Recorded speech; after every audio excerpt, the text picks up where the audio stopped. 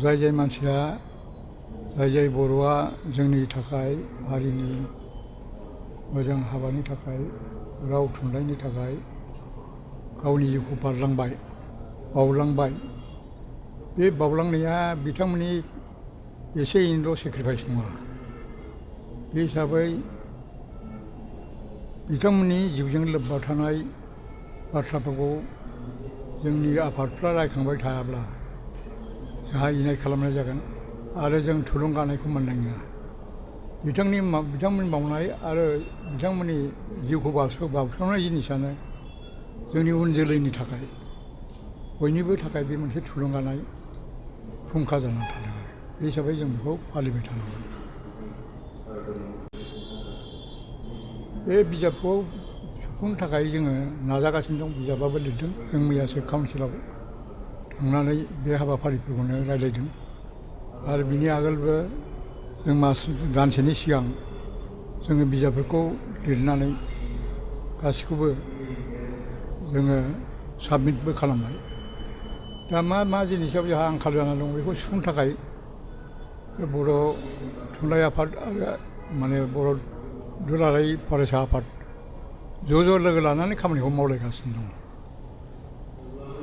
आथिखालाव बर' थुनलाइ आफादा गुबुन बिथिङाव माबायदि हाबा मावनो? गुबुन बिथिं माने जोंहाथ' मावनांगौ हाबाफ्रानो दंखायो। जेनेबा स्कुल कलेजनि खोथा, फरायसानि खोथा आरो थुनलाइखौ दावगालांनायाव जा हाबाफारि मावनांगौ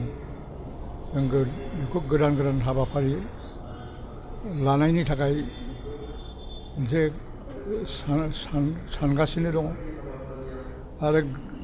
गोबां गोरों मानसिफ्रा जोंनो जा साजेसन होयो बेखौ जों मावनो हानायनि बिथोराव गोग्लैयोब्ला जों बेखौ मावफुंनो थाखाय नाजाबाय थागोन।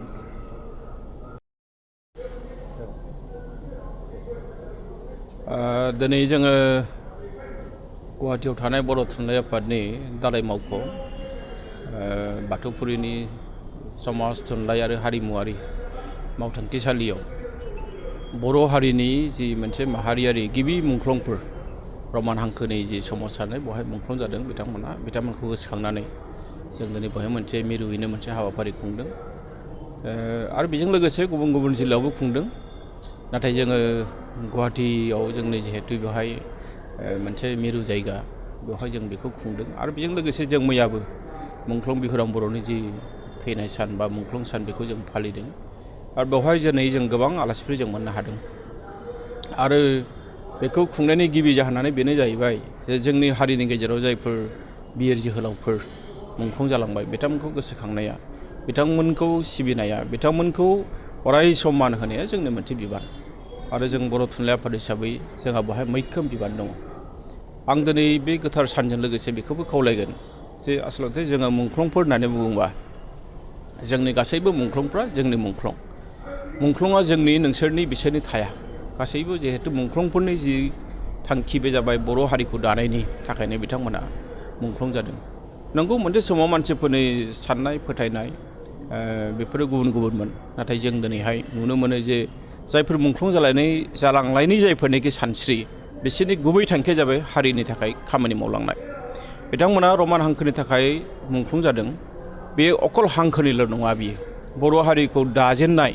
बर' हारिनि जि मोनसे फाउन्डेसन होननानै बुंबा बिथांमोनानो खालामना गालांदों। जों बेनि उनाव गोबां जों मुंख्लं मोन्दों। जोङो BLTनि मुंख्लं मोन्दों, NDBनि मुंख्लं मोन्दों, जोङो गुबुन बिदिनो मुंख्लं जों मोन्दों। जोङो सुजित जोंहा नार्जारि बिथांखौ जों मोन्दों मुंख्लं हिसाबै। दा बेबायदि गासैबो मुंख्लंखौ सिबिनाय, बिथांमोननि न'खरा जाहाथे जेबो खैदां खैफोदाव गोलैनो गोनां जाया बेखौ खबर लानायनि दायित्व खिन्थु जोंहा दङ दिनै। आरो आं सानो जोङो बर' थुनलाइ आफाद हिसाबै जोङो नैबे जिनोखि रमान हांखोनि सोमावसारनायाव 1974 मायथाइयाव जायफोर मुंख्लं जादोंमोन 16 बिथांमोननि न'खरखौ जोङो हानायमानि जिल्लाखौ लाफानानै मिरु थुनलाइ आफादा नैबे मासाव हायाब्लाबो जों फैगोन मासाव जों गिदिंनो थाखाय जों नाजागोन। बिथांमोननि न'खरा मा अबस्थायाव दं बेखौ जों खबर लागोन। मानोना आं दहायनो बुंखादों जे बिथांमोननि जि बावसोमनाय, बिथांमोननि जि सुप्रिम सेक्रिफाइस बे गोरलै बाथ्रा नङा। सुप्रिम सेक्रिफाइसखौ गासैबो मानसिया खालामनो हाया। दा बेजों लोगोसेनो दिनै जोङो गुवाहाटियाव जि हाबाफारि खुंदों बेवहाय बिराद मोजां आलासि जोंहा सफैदों। नंगौ जोंहा बिटिआरनि चिफ सारा सफैयाखै नाथाय बिथाङा गावनि थान्दैखौ हरदों जोंनि इउजि ब्रह्म सारा सफैयाखै नाथाय जों बिथांनि जायगायाव गुबुन मानसिखौ होनानै जोङो जोंनि हाबाफारिखौ जों बेखेवदों बेबायदिनो जों गासैबो खामानिखौ दिनै खालामगासिनो दङ बेवहाय जोंहा गुवाहाटीनि मुलुगसोलोंसालिनि माने जोंनि गेदेमा आलासि बिथांमोना सफैदों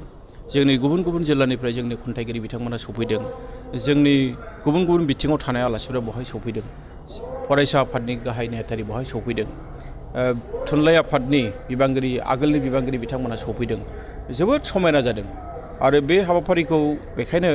जोङो दिनै खुंदों जे गुवाहाटी बायदि जायगायाव आरो मोनसे जोंहा आंखाल फैदों जे बर'फोरनि गेजेरावनो बर' रोङै मोनसे थासारि फैदों नाथाय बियो मोनसे एवारनेस लाबोयो बे थांखिखौ लानानै जों गुवाहाटीयाव एसे गिदिरै बेखौ खुंनाय जादों दा गुवाहाटी बायदियाव जुदि बर'आनो जुदि बर' रोङा जालाङोब्ला बेयो जोंनि थाखाय एसे साननो गोनां जायो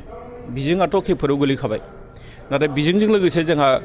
बिजों गैयाब्लाबो जों रावखौ लाखिनांगोन बिनि दायित्वखौ जों गावनो लानांगोन जोङो आसाम सरकारजों जोंनि फरायसालिफोरनि जेंना जेंगोनाखौ लानानै जों सावरायबाय थादों जों खामानि मावदों दुलाराय बर' फरायसा आफाद बर' थुनलाइ आफाद जों एखेबारे जिरायालासेनो जों खामानि मावदों माखासे खामानिखौ मालाबा समाव जों गुबुन गुबुन मावदों नाथाय जोङो हानायसेबां हारिनि सार्थआव जोङो जयै मावनो थाखाय जों नाजादों आरो बे जोंनि मोनसे थांखि बेखौ लानानैनो जों आवगायबाय थागोन बर' बिजों थांना थानायखौ लानानै नोंथांमोना आथिखालाव माबायदि खामानि मावदों जोङो थांनाय 29 आगस्ट खालि आसाम सरकारनि मानिजाथाव माने गिबि मन्थ्रि हिमन्त बिश्व शर्मा बिथांजों जों सावरायदों आरो बेवहाय जोङो गोबां बिथांनो माखासे जोंनि बिजोंजों लोब्बा थानाय जोंनि फरायसालिजों लोब्बा थानाय जोंनि रावजों लोब्बा थानाय माखासे आयदाफोरखौ जों बिथांनो गथायदों जों बिथांजों सावरायदों आरो बिथांनि जि मोनसे जोंनो जि मोनसे एसुरेन्स होदों बा बे सावरायनायनि फिथाइया जोबोद माने मोजां होननानै आं बुंगोन जोङो बेजों सारा आसामावनो बिटिसिल' नङा बिटिसिनि बाहेरावनो बा बिटिआरनि बाहेरावबो जोंहा बर' बिजोंनि सोमोन्दै जोङो बर' बिजोंखौ माबोरै लाखिनांगौ फरायसालिखौ बोरैहाय लाखिनांगौ बेनि सोमोन्दैबो सावरायनाय जादों आरो बिनि अनगायैबो जोङो मैया आसाम हायार सेकेन्डारि इडुकेसन काउन्सिलजोंबो सावरायनानै जाहाथे एइबारनि जायफोरनाखि हायार सेकेन्डारियाव एडमिसन लाबाय बर' बिजोङाव बिसोर जाहाथे आनजादाव जेबो खैफोद जाया जेबो उसुबिदा गोलैया बिनि थाखायबो जों मैया सावरायदों आरो मोनसे जोंहा मास्टार प्लेनबो बेवहाय जादों जोबोद मोजां फिथाइ जों मोनगोन माखासे जेंनाया थाबावगोन बेखौ जोङो समजों लोगोसे जों फोजोबनो थाखाय जों नाजागोन आरो बे बेलायाव जोङो मालाबाबो माने जों जिराया जाय बिथांमोना हांखोनि मुंख्लं जाबाय बिथांमोनखौ मान होनानै बेसेबांसिम मान होदों दानि सरकारफ्रा दाबा गोदोनि सरकार दानि सरकार होननानै आं बुङा नाथाय जों मिथिनायाव आगोलनि बिटिसि गभर्नमेन्टनिफ्राय मुंख्लं न'खरफोरनो 1 लाख खरि होनायखौ जों मिथिदों जोङो बिनि उनावहाय बिथांमोननि न'खरा मा अबस्था दं गैया आं दहायनो बुंखादों जे जोङो थांनानै खबर लागोन माब्रैहाय बिथांमोनहा जाहाथे माने हारिनो माने देरसिनथार बावसोमनायनि मोनसे न'खरनि मानसि हिसाबै सुबुं हिसाबै माने जाहाथे बिथांमोना दुखु खस्थ' सैनो गोनां जाया जों बेखौ एसे नोजोर होगोन जों हानायमानि आरो जों सरकारनो खोन्थागोन नाथाय जों मिथिनायाव जे बियो बिटिसि सरकारनि दिनाव माबा मोनसे होदों बेखिनिखौ जों मिथिगौ